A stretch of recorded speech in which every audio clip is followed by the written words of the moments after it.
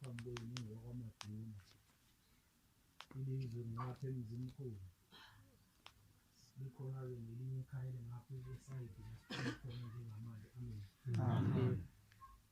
sibonga ukungena abantwana bakaNkulunkulu phakathi kwalo muzi amen abantwana beNkosi sesiphiwe amaNazaretha uthi baba angiqhubeke nenkomo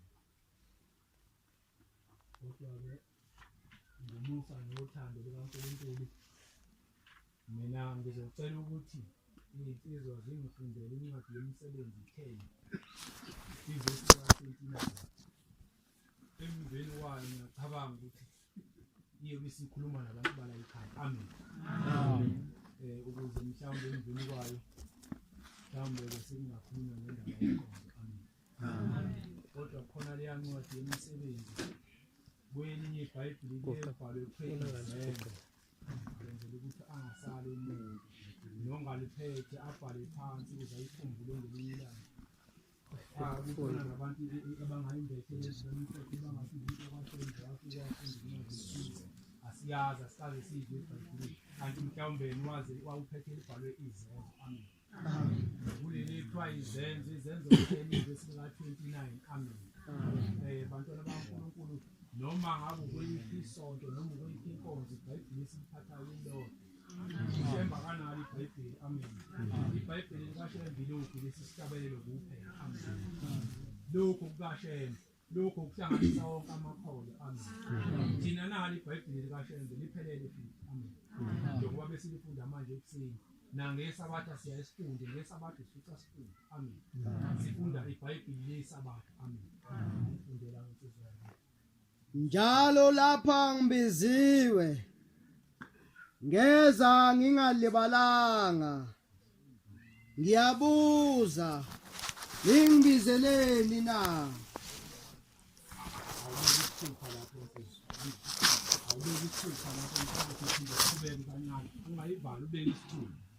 ithi le ncwadi njalo lapha ngibiziwe ngeza ngingalibazisanga uthi le umbuzo ngaba umuzi wala ekhaya ukumbizeleni uhlelo ngoba mawubiza amaNazaretha zokubiza uhlelo amen yilokho-ke esifisa ukubuzwa ukuze emveni kwaloko siwuthandazise umuzi ukuthi kulokho bokubizela ushembe siwubeke ebushembe amen ngizokwehlela ngezansi ngibeke isithupha nsini uyothi uma eqede wale ekhaya uyobe suqhubeka nayo amen ukwenzela ukuthi uqhubeke njengokuba umuntu mayele beshilo amen ngidedela abale ekhaya ukuthi bangaqhubeka basho ukuthi ikuphi abakubizela ushembe amen ngiyayikhetha inkosi enhle emaNazaretha inyandizwe bengicela ukuhlabelela amaNazaretha ingoma yamakhulu yamashumi ayisikhombisa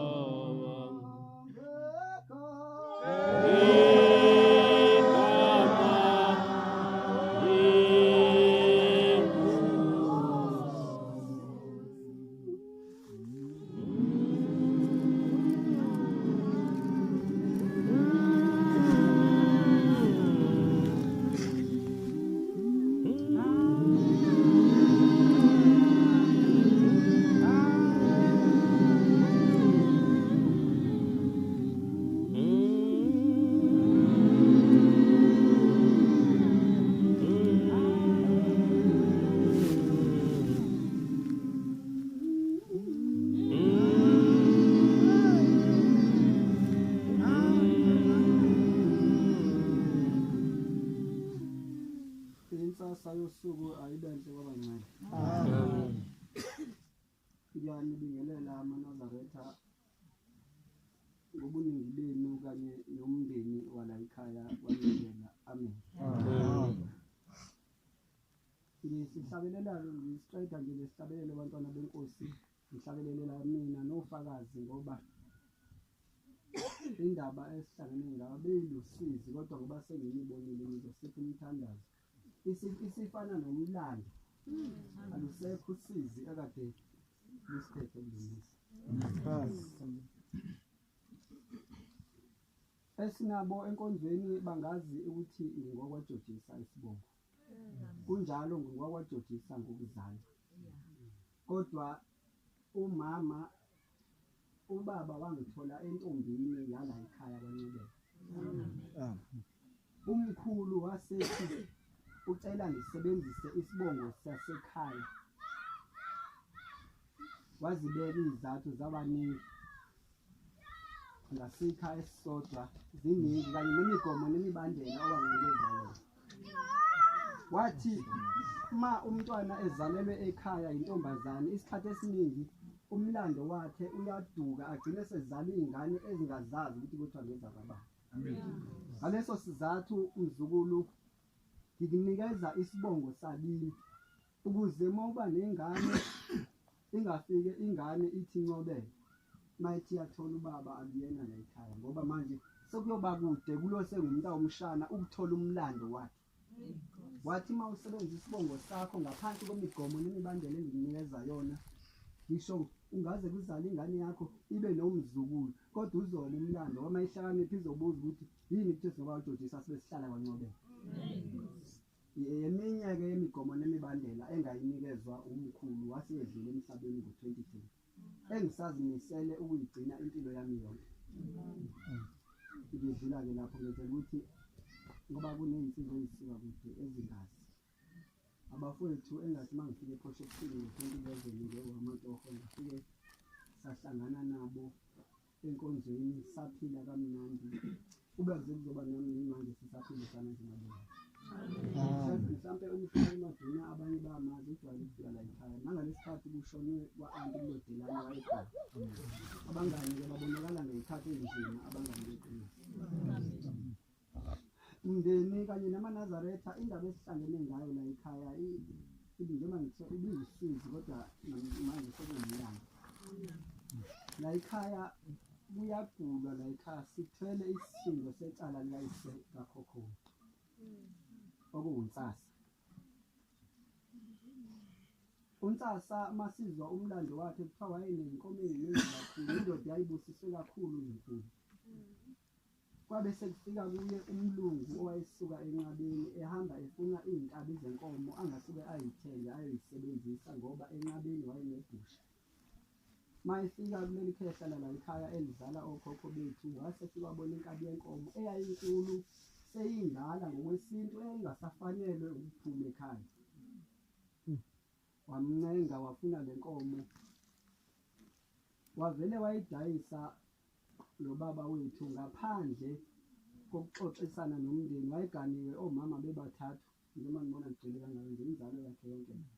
Wayeganiwe omama bebathathu akakhulumanga nomama akakhulumanga nezingane ezasezindala futhi nemali yaleyo nkomo kusolakala ukuthi yaphelela entabeni ayizange ekhaya.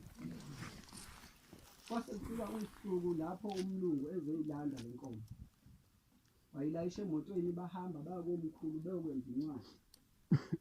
Bayenza incwadi wasephuma ebuya umlungu washona phansi waweleleza. Uthe umlungu mayikhuphula kulela khalo lesibili ubaba wethu waseyizwa inkomo yakhe ikhona lapha phesheya kulela khalo ikhuphule lesibili. Wase yaphenduka wabheka ngemuva wavela wavalela amehlo.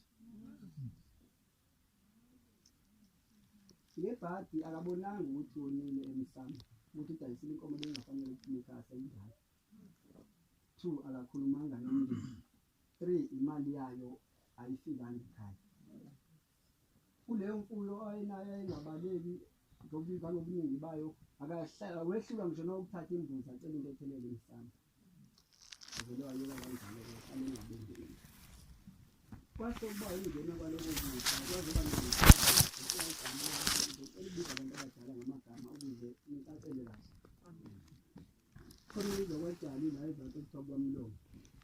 Ngondodakazi yakhe lapho indodakazi yakhe ezala lelo xesha angatshela mina ngikhokho yazalela amehlo kwakuba nendodakazi yakhe yabankosazeni nami u-anti kamkhulu lo ngezansi yazalela amehlo kwazothi emzini wakhe wesibili ola ngenhla umzukulu wakhe wavaleka amehlo indodakazi yalowo mzukulu okuthiwa ubafotela sonke sibadala kanti nonke niyazi ukuthi wayengasiboni ehlanga nathi endleleni singababuzi wavaleka amehlo kwazoba ujali umlomo wavaleka amehlo kwazoba u-anti umshana la ekhaya udade umfabo malume ongowesine moqhama ngezansi ushone senenkinga yamehlo kwazoba ngibaba kaSanele ushone senenkinga yamehlo ukhulu wasemancanini ushone enenkinga yamehlo ozala omalume nabo bakhona la inkohliwe lo ka9 tata omkhulu wala ekhaya abantu abangasekho emhlabeni manje enzalweni yalelo khehla abantu abaphilayo abanenkinga yamehlo uningi laba bekho la ngenxa yale nkinga yamehlo onkosi la ekhaya kwandodana wakhe omncane kwaSinungu indodakazi yakhe inenkinga yamehlo indodakazi yayo inhlanhla baseyifikile ku50 years ifake izibuko zamehlo